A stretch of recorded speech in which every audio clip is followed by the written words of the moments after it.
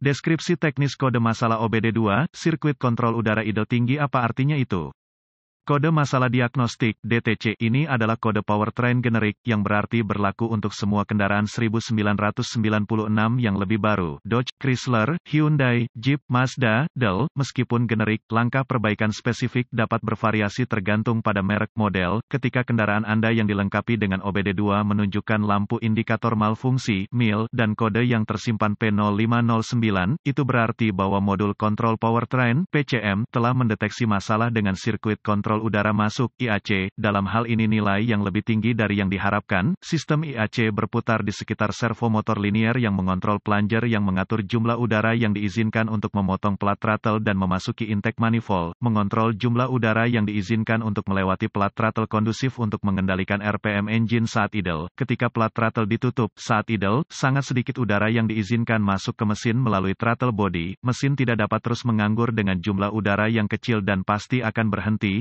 Sumber udara pembantu, vakum, harus disediakan sehingga mesin dapat terus idle dengan plat throttle tertutup. Tentu saja, sumber vakum tambahan akan merusak kinerja mesin dan efisiensi bahan bakar ketika plat throttle dibuka saat akselerasi. Oleh karena itu kebutuhan akan sumber vakum yang sepenuhnya dapat disesuaikan yang dikendalikan oleh PCM. Housing plunger katup IAC dibuat dengan dua bukaan terpisah yang memungkinkan udara melewatinya. Katup IAC biasanya dibaut ke manifold intake, pada atau di dekat throttle body, diposisikan sedemikian rupa sehingga ketika terbuka, plunger bergerak keluar dari lubang, udara sekitar diizinkan mengalir melaluinya dan masuk ke manifold, dan ketika ditutup, plunger mengisi lubang, udara sekitar tidak bisa mengalir melaluinya. Contoh katup idle air control, IAC.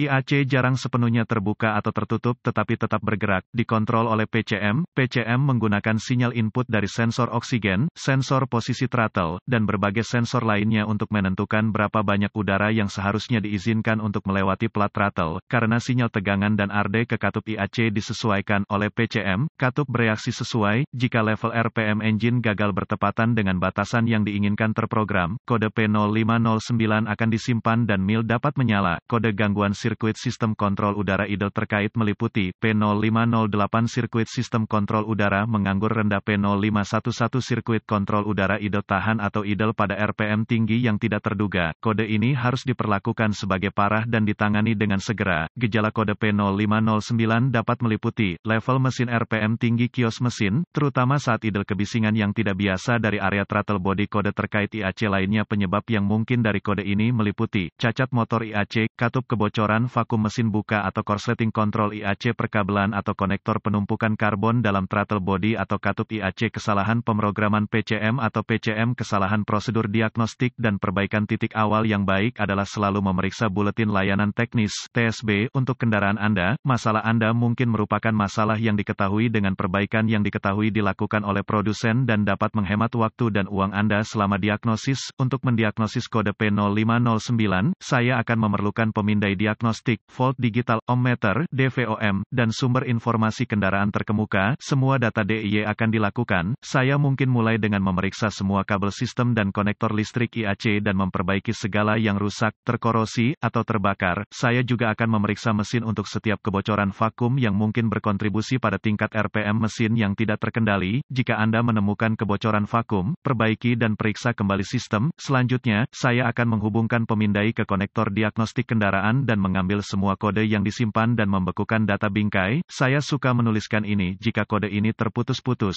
Sekarang, saya menghapus kode dan test drive kendaraan untuk melihat apakah sudah diatur ulang. Jelas, jika ada kode terkait IAC lain yang disimpan, saya perlu mendiagnosis dan memperbaikinya terlebih dahulu. Juga, periksa semua buletin layanan teknis dan penarikan keselamatan untuk kendaraan dan kerusakan yang dimaksud. Setelah melakukan perbaikan apapun, kendarai kendaraan secara normal dan biarkan PCM memasuki mode kesiapan sebelum menyatakan masalah tersebut diperbaiki. Sebagai metode sederhana untuk menguji sistem IAC, ketika RPM idle engine sangat tinggi, saya dengan hati-hati untuk menjaga gasket atau seal, membuka kunci katup IAC dari engine dan menggunakan lap toko dan jari-jari saya untuk mengontrol RPM engine saat idle.